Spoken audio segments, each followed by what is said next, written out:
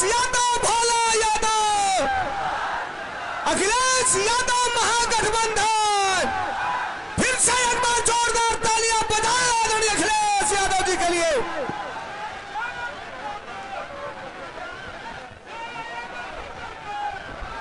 बहुत बहुत धन्यवाद। मैं सबसे पहले यहाँ पर जनसभा में उपस्थित हमारे जितने भी बुजुर्ग हैं, नौजवान हैं, माताएं बहनें हैं, मैं उन सब का बहुत बहुत आभार प्रकट करना चाहता हूं। उन सब का मैं धन्यवाद देना चाहता हूं। मुझे आपके बीच में हेलीकॉप्टर से आना था, लेकिन जो मौसम है और जो परिस्थितियां हैं जिसके कारण मैं आपके बीच में हेलीकॉप्टर से तो नहीं आ पाया, लेकिन मैं जानता था कि यहां पर बड़ी संख्या में तेजस्वी यादव जी को मुख्यमंत्री बनाने वाले लोग यहां पर होंगे। इसलिए हम लोगों ने न तूफान की परवाह की, न पानी की परवाह की, और भोला यादव जी के लिए आप सबसे सहयोग और समर्थन हम लोग मांगने आए हैं। हमारे बिहार के लोगों और यहाँ के तमाम हमारे बुजुर्ग नौजवानों, इस चुनाव में पूरा देश देख रहा है कि बिहार की जनता क्या फैसला लेने जा रही है। लेकिन जो जन समर्थन दिखाई दे रहा है, ये जन समर्थन, ये उत्साह, ये जोश बता रहा है कि अब की बार बिहार से बीजेपी बाहर। बताओ भाजपा बाहर होने जा रही है कि नहीं होने जा रही है? और ये जो चुनावी मुख्यमंत्री बनाए हुए हैं, जिनका चेहरा आगे रखा है, वैसे तो चुनावी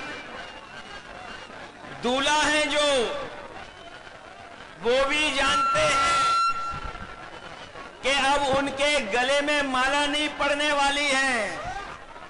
इसीलिए आपने देखा होगा कि वो न जाने कहां किस किस के गले में माला डाल रहे हैं, क्योंकि उन्हें भी पता है कि मुख्यमंत्री बनने नहीं जा रहे हैं।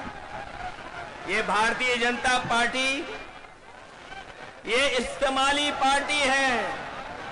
ये लोगों को इस्तेमाल करती है। इस्तेमाल करने के बाद उनको बर्बाद करने का काम करती है। इसलिए ये चुनाव जो बिहार का होने जा रहा है, ये नौकरी बनाम भाजपा का चुनाव है।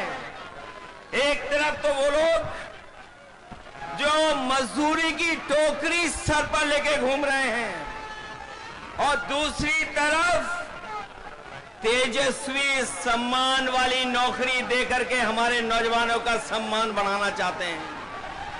ये भविष्य का चुनाव है, बिहार के भविष्य का। ये भविष्य बनाने का चुनाव है। इस बार जो जन समर्थन दिखाई दे रहा है, इस बार बिहार से भाजपा की विदाई तय होने जा रही है। जो लोग उत्सव मना रहे हैं जीएसटी का, आपने सुना होगा, इधर जीएसटी का उत्सव मना रहे हैं, लेकिन कोई बताए कि आखिरकार जीएसटी बढ़ाया किसने था, महंगाई बढ़ाई किसने थी? जो लोग पलायन की बात कर रहे हैं, बताओ आज पलायन बिहार में क्यों है? ये बीजेपी की वजह से है। और बीजेपी के सहयोगी समझ लें इस बार कि बिहार की जनता इस बार भारतीय जनता पार्टी का पलायन कराने जा रही है।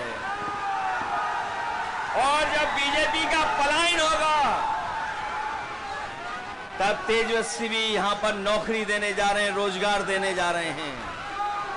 हम आपको ये भी भरोसा दिलाने आए हैं कि हम लोग अपने अनुभव का, हम लोगों ने जो काम करके दिखाया है, उसका लाभ दिलाने का काम भी हम लोग तेजस्वी जी के साथ करेंगे। यूपी का चुनाव देखा होगा आपने। ये भारतीय जनता पार्टी के लोग यूपी के चुनाव में भी यही बातें कह रहे थे जो बिहार में कह रहे हैं। यूपी में भी लगातार सांप्रदायिक ताकतों को और सांप्रदायिकता को बढ़ाने के लिए काम कर रहे थे। लेकिन हमें खुशी है कि उत्तर प्रदेश की जनता ने अवध में बीजेपी को हराने का काम किया है और मुझे जो जन समर्थन दिखाई दे रहा है, इस बार मगध में भी हार होने जा रही है। अवध में हराया हमने, अवध में हराया यूपी ने, बिहार मगध में हराएगा बीजेपी को। जो लोग कहते हैं, जो लोग सपने दिखाते हैं, जो लोग हमें सपने दिखा रहे थे कि अमेरिका के राष्ट्रपति ट्रंप हमारे मित्र हैं, लेकिन मित्र हमारे लगातार पाबंदियां लगा रहे हैं हमारे आपके ऊपर। न केवल पाबंदियां लगा रहे हैं, बल्कि हमारे कारोबार को भी रोकने का काम कर रहे हैं। जो अमेरिका ताकतवर देश था, जिससे मित्रता का सहारा बनाते थे, लेकिन आज वो भी हमारे खिलाफ खड़ा है।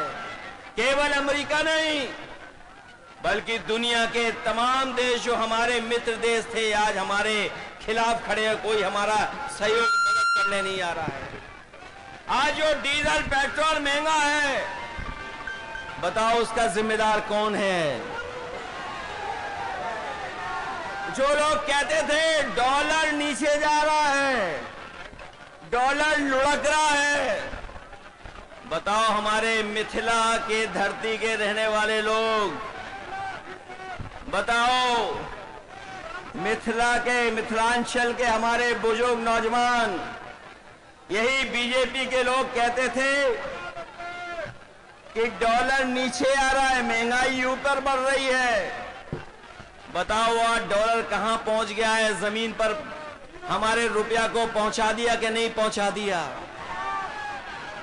हमारे घर परिवार में गरीब के बीच में अगर किसी की शादी है, तो बताओ सोना कोई खरीद पाएगा क्या आज? बताओ सोने की कीमत कहां पहुंच गई?